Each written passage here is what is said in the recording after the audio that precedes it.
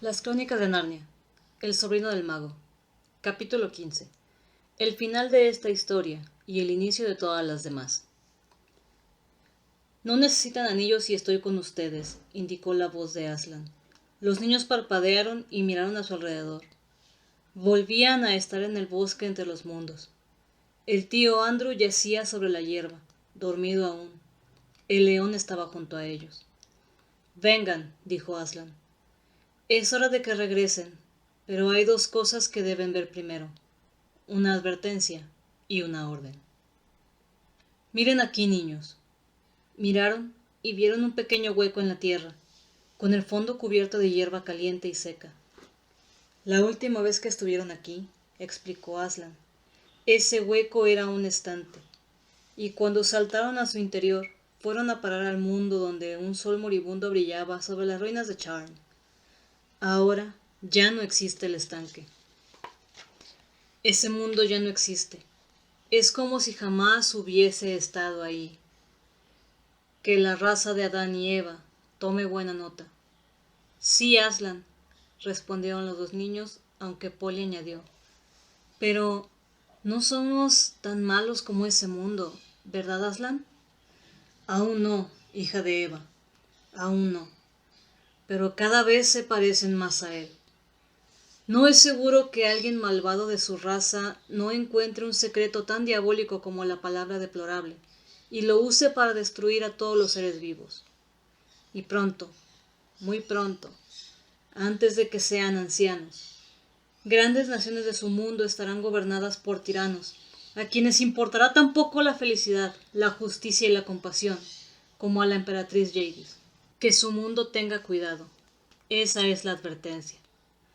Ahora la orden. En cuanto les sea posible, quiten a este tío suyo sus anillos mágicos y entiérralos de modo que nadie pueda volver a utilizarlos. Los dos niños tenían los ojos alzados hacia el rostro del león mientras éste les hablaba, y de repente, aunque jamás supieron exactamente cómo sucedió, el rostro pareció un mar revuelto de oro en el que ellos flotaban, y tal dulzura y poder se movió a su alrededor sobre ellos, y penetró en su ser, que sintieron que jamás habían sido realmente felices, sabios o buenos, ni tampoco habían estado vivos y despiertos, antes de aquel momento. Y el recuerdo de ese instante permaneció con ellos para siempre. De modo que mientras vivieron, si alguna vez se sentían tristes, asustados o enojados, el recuerdo de toda aquella bondad dorada y la sensación de que seguía allí, muy cerca, justo al doblar la esquina o detrás de una puerta, regresaba y les proporcionaba la seguridad en lo más hondo de su ser de que todo iba bien. Al cabo de unos segundos, los tres, con el tío Andrew despierto ya, penetraban dando tumbos en el ruido, calor y olor a comida de Londres.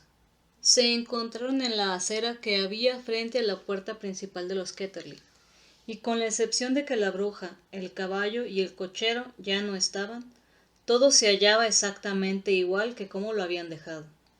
Allí estaba el farol, con un brazo menos. También estaban allí los restos del cabriole, e igualmente seguía reunida allí la muchedumbre. Todos seguían hablando, y había gente arrodillada junto al policía lesionado, diciendo cosas como «Ya despierta», o «¿Cómo se encuentra, amigo?», o «La ambulancia llegará en un santiamén». «Válgame Dios», pensó Diggory, «creo que toda la aventura no ha durado ni un minuto». La mayoría de las personas buscaba frenéticamente con la mirada a Jadis y al caballo, y nadie prestó atención a los niños, ya que no los habían visto marchar ni habían advertido su regreso. En cuanto al tío Andrew, entre el estado de su ropa y la miel del rostro, nadie lo habría reconocido. Por fortuna, la puerta principal de la casa estaba abierta, y la doncella de pie en el umbral contemplando boquiabierta toda la diversión. La joven estaba pasando un día la mar de entretenido. Así que a los niños no les fue difícil empujar apresuradamente al tío Andrew al interior antes de que nadie les hiciera preguntas. El anciano corrió escaleras arriba por delante de ellos, y al principio temieron que se dirigiera a su buhardilla para ocultar los anillos que le quedaban. No tendrían que haberse preocupado, en lo que éste pensaba era en la botella que guardaba en el armario. así que desapareció en un santiamén en su dormitorio y cerró la puerta con llave. Cuando volvió a salir al cabo de un buen rato, llevaba puesta la bata y se dirigió directamente al cuarto de baño. ¿Puedes ir a buscar tú los demás anillos, Polly?, preguntó Diggory. Quiero ir a ver a mi madre. De acuerdo, te veré luego, respondió ella, y ascendió atropelladamente por la escalera que conducía al desván. Entonces Diggory dedicó unos instantes a recuperar el aliento, y luego entró sin hacer ruido en la habitación de su madre. Allí estaba ella, en la cama, tal como la había visto tantas otras veces, recostada en las almohadas, con el rostro delgado y pálido, que daban ganas de llorar con solo mirarlo. Diggory sacó la manzana de la vida del bolsillo. Del mismo modo que la bruja Jadis tenía un aspecto distinto cuando uno la veía en nuestro mundo en lugar de en el suyo, también la fruta de aquel jardín de la montaña tenía un aspecto diferente. Sin duda había toda clase de cosas de vivos colores en el dormitorio: la colcha estampada de la cama, el papel de la pared, los rayos del sol que entraban por la ventana y el bonito peinador azul claro de su madre. Pero en cuanto Diggory sacó la manzana del bolsillo, todas aquellas cosas parecieron palidecer, cada una de ellas, incluso la luz del sol, pareció descolorida y opaca. El brillo de la manzana proyectaba curiosas luces sobre el techo, y no había nada que valiera la pena contemplar. Uno no podía mirar ninguna otra cosa. Y el olor de la manzana de la vida hacía imaginarse que había una ventana en la habitación que daba directamente al cielo. «Cariño, qué bonita», dijo la madre de Diggory. «Cómetela, por favor. Vamos, di que sí», suplicó él. «No sé qué diría el doctor», respondió ella, «pero la verdad es que creo que no tendría inconveniente». El niño la peló y la cortó en trocitos, y se la dio pedazo a pedazo. En cuanto se la terminó, su madre sonrió, dejó caer la cabeza sobre la almohada y se durmió, con un sueño auténtico, natural y dulce, sin ninguna de aquellas medicinas desagradables que era, como Diggory bien sabía, lo que ella más deseaba en aquel mundo. Se sintió seguro entonces de que su rostro tenía un aspecto algo diferente. Se inclinó y la besó con suavidad, y luego abandonó la habitación con el corazón latiéndole con violencia. Se llevó consigo el corazón de la manzana. Durante el resto del día, cada vez que contemplaba las cosas que lo rodeaban y veía lo normales y corrientes que eran, apenas se atrevía a tener esperanzas, pero cuando recordaba el rostro de Aslan, la esperanza regresaba. Aquel atardecer enterró el corazón de la manzana en el jardín trasero. A la mañana siguiente, cuando el doctor realizó su visita habitual, Diggory se inclinó sobre la baranda para escuchar. Oyó cómo el doctor salía con la tía Letty y decía: «Señora Ketterly, este es el caso más extraordinario que he visto en todos los años que hace que soy médico. Es como un milagro. Yo no le diría nada al pequeño por el momento. No debemos crear falsas esperanzas. Pero, en mi opinión...». Entonces, su voz descendió demasiado para que pudiera seguir oyéndolo. A primera hora de aquella misma tarde, Diggory bajó al jardín y silbó la señal secreta que había acordado con Polly, ya que ésta no había podido regresar el día anterior. «¿Ha habido suerte?», preguntó ella mirando por encima del muro. «Quiero decir, respecto a tu madre». «Sí, creo que todo irá bien», respondió Diggory, «pero si no te importa, preferiría no hablar de eso aún. ¿Qué hay de los anillos?» «Los tengo todos. Mira, no hay peligro. Llevo guantes. Vamos a enterrarlos». «Sí, hagámoslo. He marcado el lugar donde ayer enterré el corazón de la manzana». Polly saltó entonces al otro lado del muro y juntos fueron hasta allí. Sin embargo, resultó que no hacía falta que Diggory hubiera marcado el lugar, pues algo ya empezaba a brotar. No crecía tan rápido como los árboles de Narnia, pero sobresalía ya un buen trecho del suelo. Buscaron una pala y enterraron todos los anillos mágicos, incluidos los suyos, en un círculo a su alrededor. Aproximadamente una semana después de aquello, ya no existía la menor duda de que la madre de Diggory mejoraba. Unas 2 semanas después, ya se sentaba en el jardín, y al cabo de un mes, toda la casa se había transformado en un lugar distinto. La tía Letty hacía todo lo que le gustaba a su madre. Se abrieron las ventanas, se corrieron las desaliñadas cortinas para que entrara más luz a las habitaciones, se colocaron flores frescas por todas partes, se prepararon cosas deliciosas para comer, incluso afinaron el viejo piano y su madre volvió a cantar. Y jugaba a tales juegos con Diggory y Polly que la tía Letty acostumbraba a comentar: «Vaya, Mabel, pero si tú eres la más niña de los 3». Cuando las cosas marchan mal, uno descubre que por lo general acostumbran a ir de mal en peor. Pero cuando las cosas por fin empiezan a ir bien, a menudo mejoran, y mejoran sin parar.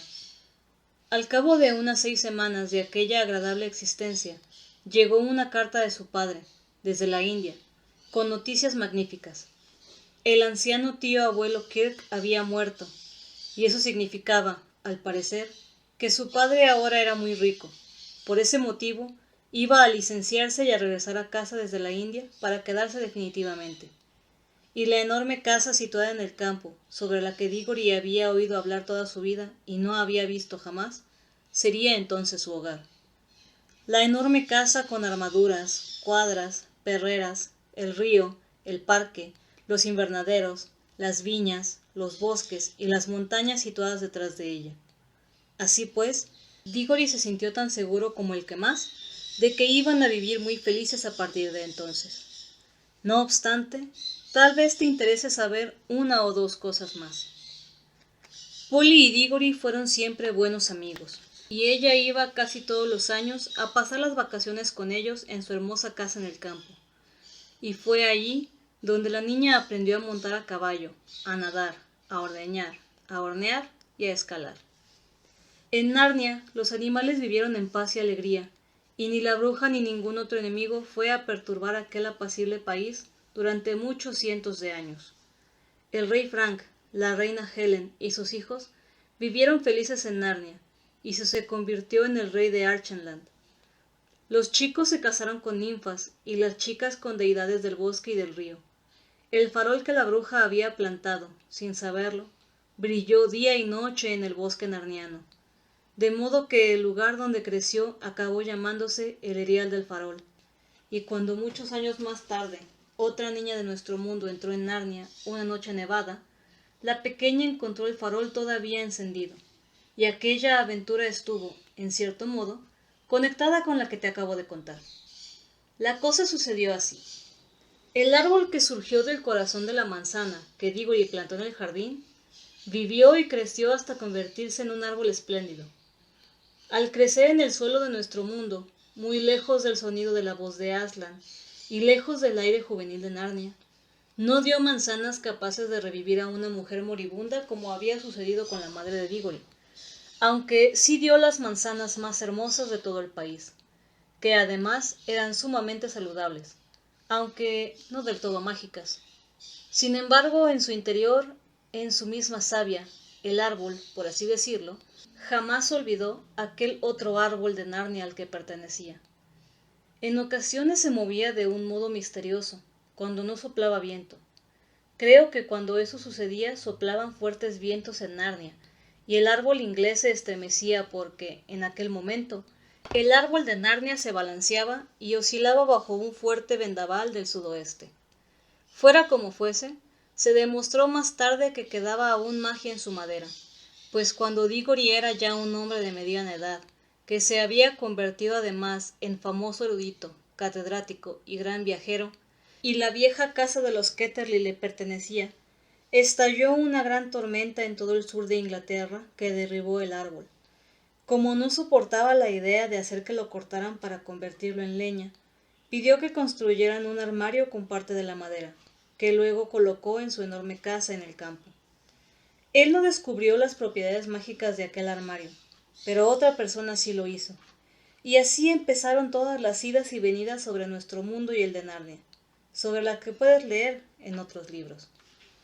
Cuando Diggory y su familia fueron a vivir a la gran casa de campo, se llevaron al tío Andrew a vivir con ellos, pues como el padre de Diggory dijo, debemos intentar impedir que el buen hombre cometa disparates, y no es justo dejar que la tía Letty se encargue siempre de él. El tío Andrew jamás intentó a volver a jugar con la magia. Había aprendido la lección, y cuando ya era muy anciano, se volvió más amable y menos egoísta que antes.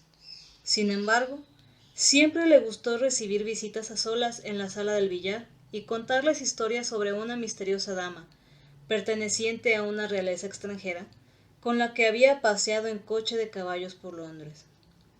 Tenía un genio terrible, acostumbraba a decir, pero era una mujer magnífica.